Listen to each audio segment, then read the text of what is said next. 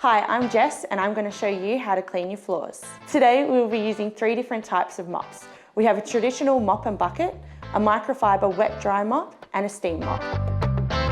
You'll need your mop of choice, some hot water, an all-purpose floor cleaner, a broom and a dustpan and brush. First things first, we're going to grab a broom to remove any dirt and dust off the surface of the floor. A tip is to put your chairs on the table so you can reach all areas of the floor. Our first option is a traditional mop and bucket. I'll be using an all-purpose floor cleaner with it. I love this product because it's got an automatic spin system to get rid of any excess water.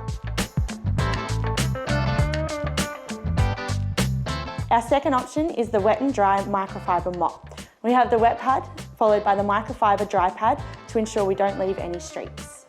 This is a great mop for hardwood and timber floors as it doesn't leave much water on the surface. Our third option is a steam mop. This is great for a thorough clean without using any of those harsh chemicals. My favourite thing about this mop is you can take it into the bathroom and use it on the tiles and grout also. Once you've mopped the areas you want clean, simply let it dry. To maintain those fresh and clean floors, make sure you mop regularly. I mop once a week.